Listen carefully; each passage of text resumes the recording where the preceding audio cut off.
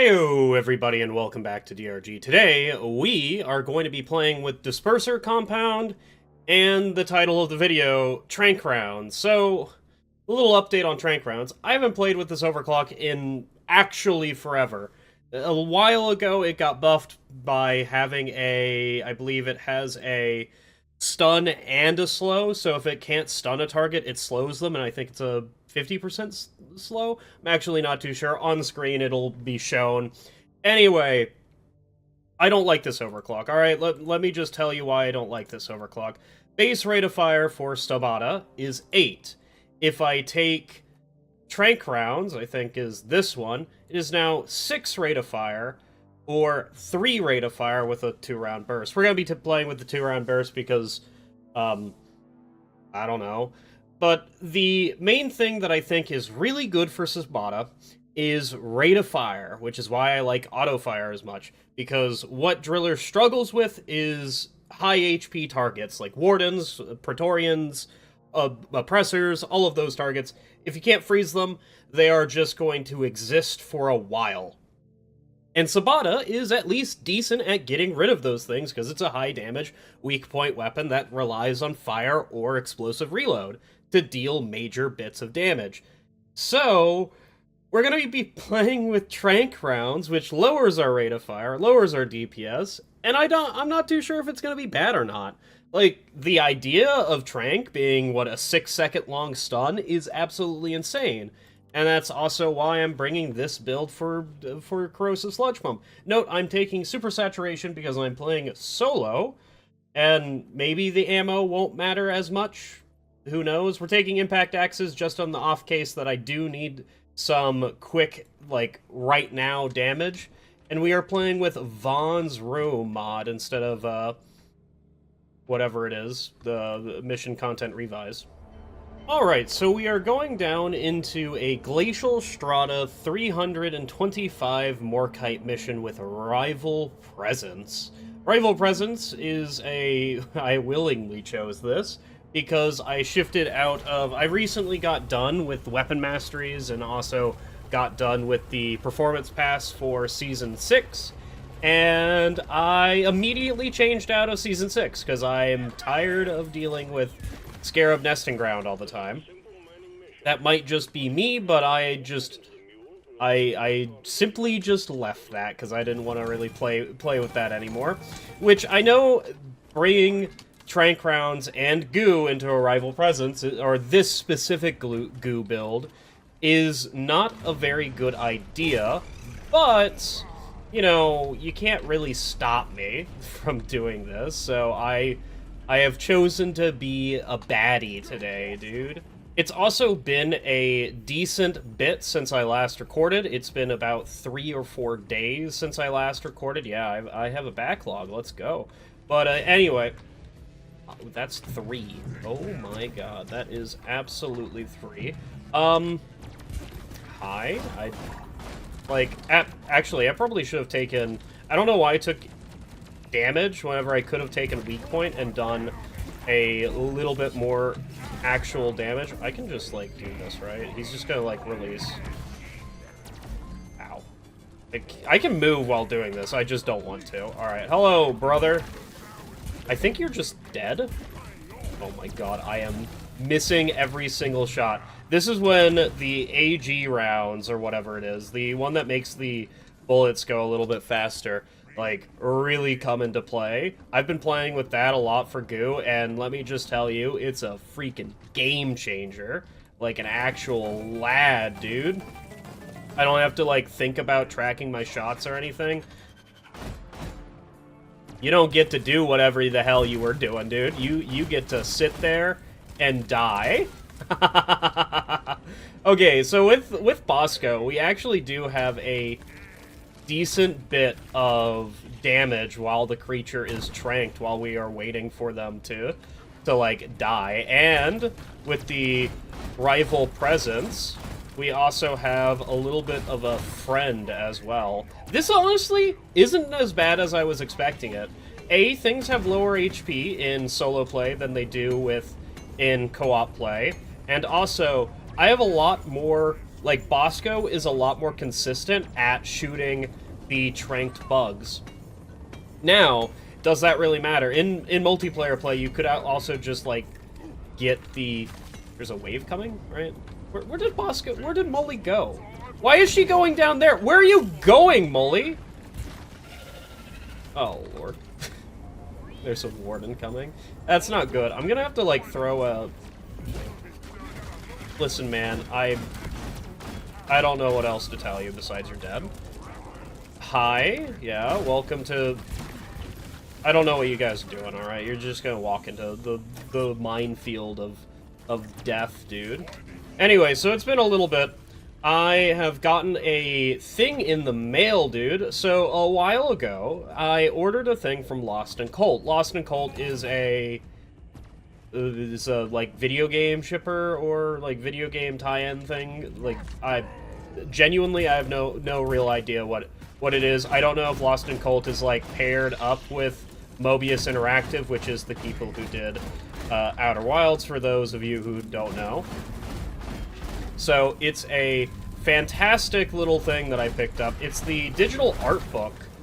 Or, it's not digital, it's the art book for the game, and they, like, they're talking about how the game was, like, made, because it's Outer Wilds, dude. Mobius Interactive made Outer Wilds, and that is a fantastic little piece of history that I have. Way back when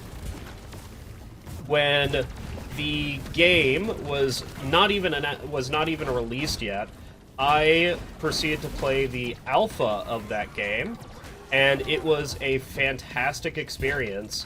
Like, this is what set up my expectations for Outer Wilds, and it was absolutely pog, dude. I don't know what these things are doing, and I don't think I ever will. Can I help you, brother? I guess I could just throw an axe at him, like, it really doesn't matter. We have plenty of, like, ways to murder the hell out of him. We also have a swarm coming in. Do I have a resupply? Yes, so I don't have to really care. Did I ever kill that Brute Nexus? No, I did not kill that Brood Nexus. Let's deal with that Brood Nexus as well. I'm pretty sure that just, like, outright kills that one guy.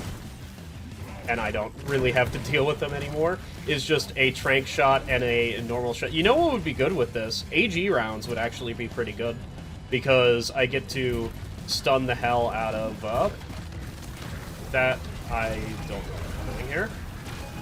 I need to move real fast because there's an acid spitter up in the roof. You know what? You guys can have this. And I get to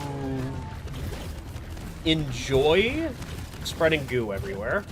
Hopefully that oppressor will be dead. Also get stunned for literally ever. There's a big problem here. I don't have enough damage, or excuse me, I don't have a...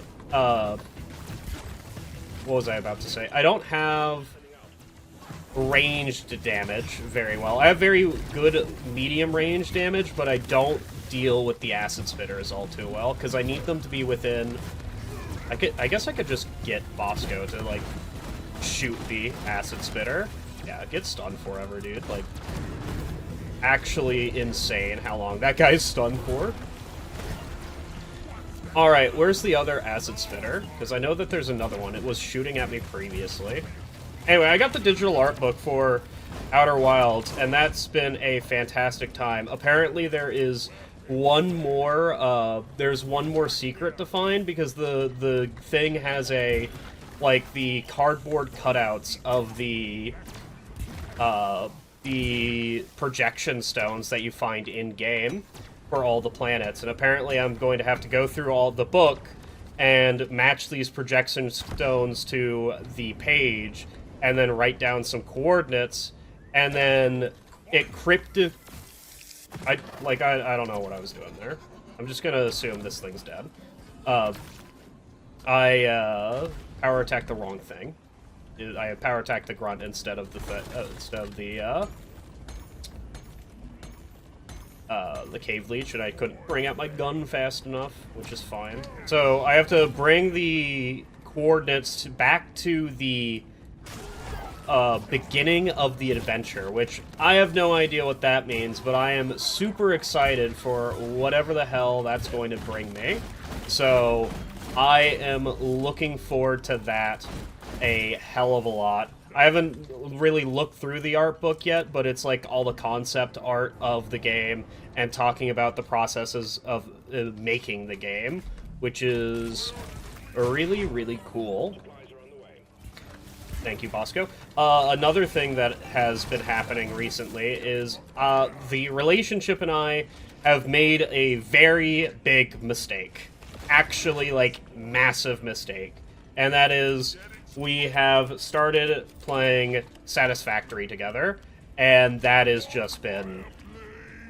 The factory must grow, the factory must grow, the factory must grow, and that is all I'm thinking about now. The host of the lobby... That is a leech. I heard that leech before Heightened Senses kicked on, too. I actively knew about that leech. Anyway, the relationship is the host of the lobby, because as they put it, and also it's not dedicated server, because as they put it, they didn't want any off-screen mining, because I'm at home all the time. I'm just going to, like, get out of here. And I'm going to assume that kills a lot of shredders. Probably not, to be perfectly honest with you. Alright, where's that? There you are. I can take care of the scale bramble myself. Actually, no, I can't. Hey, Bosco, can you take care of the scale bramble? I think I have the patrol bot, like, actually dead to rights right now. Yeah, okay. And I get a friend? Let's go. What in God's name? I see. It's an actual just swarm. I was wondering what the hell this was, but it didn't seem like it mattered. Can you get out of here, brother? Just shoot him with this, who cares? So, we have started Satisfactory together, and we've already spent, like, I think 6 hours on it in 2 days, which the relationship works a full-time job, so that's actually a significant amount of time spent playing the game. And also I had to go do D&D, which went fairly well. D&D actually did very, very well. So, a little bit of an update on how D&D was. They are going through the adventure path called Abomination Vaults. It is a big dungeon crawl.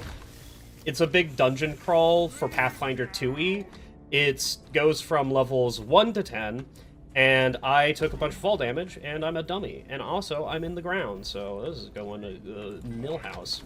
It features a lot of undead, a lot of aberrations, and a lot of dungeon crawling and a lot of combat.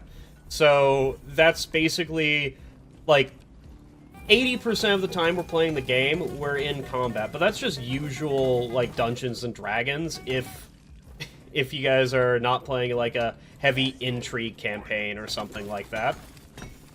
Anyway, the last session that the players were in...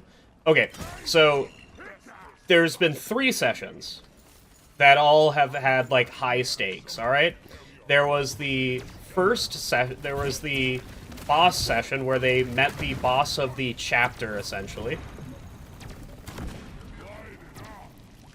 I don't know where that guy is. I don't want to be here. Yeah, I don't know where that stalker is. He walked into my thing and is now approaching me with ill intent. Hey, guess what? Stalkers are immune to stun! Yay! Tranquilizer second ability doing something, I think. Not actually too sure if it's doing anything. All I know is that the... Yeah. Where is he? Behind me, isn't he? Get absolutely, like, wrecked. I knew moving fast would actually hide me from you. God bless. Anyway, we have another swarm, and that's completely fine. I've been, like, messing around in this room for a while, and it doesn't really matter. So, one of the last things that we've done was fight the chapter boss. Then, in the next session, they proceed to wander into a encounter. The encounter was basically, like, a bunch of low-level mooks. Thank you for slowing me down, brother. And also, I need to deal with the... Pardon me, that's a slasher. I need by, everybody. Can I please get by? Fine. You know what? Take this. Hopefully that stuns that slasher. Thank you. I will also throw that there. I'm getting a resupply. I don't have that much HP. Probably not actually needed, but I will 100% happily grab it, because having HP is something I like having. That's gonna stun all of the Needosite. Why are the Needosite shockers not immune to stun, but fucking... Get out of here, dude. Can you just freeze him, dude? Like, actually? Just get rid of his ass? Why are Needosite shockers not immune to stun, but the swarmers are? Like, I don't quite understand that one, but it's fine, I guess. I don't think I'll ever actually understand it. Who knows? Anyway, the next session, after fighting the boss of it, they didn't rest, so they are still down a bunch of stuff. And they wander into another encounter that's fairly easy, like actually low-level mooks, when they are significantly higher level when these guys were a threat, supposedly. So they wiped the floor with them. The problem is one of them ran, opened a door, which triggered another encounter, because he knew that there was a creature there. He just thought he could get by the creature in time to, like, warn people that there's intruders here. He got killed by the door, because doors in D&D do not function properly when looking into action economy. So he has to spend his action getting to the door, and then spend an action opening the door, and then his last action in Pathfinder 2e is sitting there dumbfounded because he spent 2 actions getting to the door, so now he's just sitting there at the fucking door, and Super Uber dies. But the monster has already been triggered, it's wandering through that, and sees the party, so it's going around. Before this encounter, the party spent roughly 2-ish hours healing up, making sure everybody was fine, and all of that. Previously, in the, like, after they killed the big boss chapter thing, he was, like, working on some necromantic energy bullshit type thing. They destroyed the device, but they didn't destroy it properly. So the device sent its necromantic energies somewhere in the Abomination Vaults. And that somewhere specifically happens to be a meat statue made by some people that they murdered the hell out of. So that meat statue comes to life, is a flesh golem, and knows exactly where the party is, and will stop at nothing to kill the party. And that got activated as soon as they broke the thing. And they spent 2 hours doing nothing. So I just gave a random time frame of whenever it will show up in the Abomination Vaults. It just so happened to line up with the middle of that combat. Now, I'm not going to, like, murder the players. I made it so that, hey, there is a flesh golem over there. It looks at you and starts starts puffing and walking towards you, and spending, like, 2 of its actions moving whenever it actually has 3. And surprisingly, everybody, like, picked up on the fact that, hey, this thing needs to die. Like, we need to delay this thing. So they just spent a lot of delaying tactics while the big beefy dudes fought the big old monster. And it went fairly well. It was an extreme encounter. They did it very well. And they all got hero points for it. The next encounter is in the complete opposite tone of that. I'm about to explode. The next encounter is the opposite of that. They were fighting 2 poltergeists. Poltergeists are invisible creatures naturally. They have to use a special ability to become visible. Using that special ability is not a very good option. One of the poltergeists used that special ability and instantly got gibbed before it came around back to his turn. So the other poltergeists never use that ability. And if a creature is hidden, you have to target the square correctly. So you have to seek to find out where it is if it moves, because it's a fucking ghost. It doesn't make any noise. So you have to seek to find out what square it's in. You have to then target the square correctly. Then you have to roll a DC 11 flat check, which is a dice roll. It's a D20. And you need to roll an 11 or higher in order to... I need to go get that guy. Can you leave me alone? Leave me alone. In order to actually make the attack, you need to pass that check. If you don't, the attack action is still used. You just miss without without rolling the actual check. And then you need to hit its AC after the DC 11 flat check. Nobody in that fucking encounter could roll above a 9. That is including the poltergeist. The only reason the poltergeist actually hit the players was because the poltergeist is rolling like 7 dice a turn to attack the players. And it was like hitting once a turn, dude. It was a miserable experience for everybody involved, and it was like, it was a fun encounter because we were all sharing in the freaking misery, including the DM.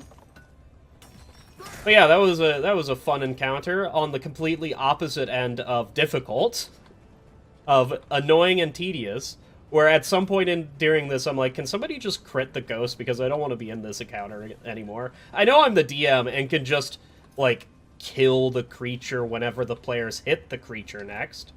But, you know, if I just did that, then what's the point of playing D&D? Like, finally, when they finally crit the hell out of the poltergeist, finally, everybody was super fucking excited that happened. Like, I would have taken away from that right there. So I don't agree with just getting rid of an annoying encounter. Yes, I can definitely, like, I literally, oh my god. Okay, well, I need to go this way. I also need to do this. I need to go. That is the wrong button. Okay, let's go this way, because this sounds like a great place to go, to be perfectly honest with you. So, it was a fun time to be had by all. Oh, Lord. Yeah, I did, eventually I did just make the poltergeist go visible, though. That's something that I did do, because it was at 7 HP, and it's like, I'm dying anyway, so who gives a shit? There is no chance I'm actually going to kill the players at the moment. They also have a NPC helper with them, which has...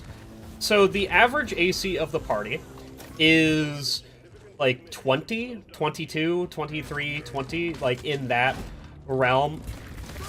Okay, just don't fire at me, I guess. In that realm of AC.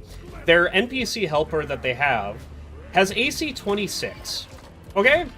And has an average of, I think, 18 or 17 to hit, when they have, like, you know, 13. And you would be completely surprised of how often this NPC helper gets thrashed, dude. Like, actually multiple times in, like, one encounter, they'll just get blasted by something. It is surprisingly not overshadowed the party in any way, and has helped the party a lot. It has absolutely helped the party in a lot of ways.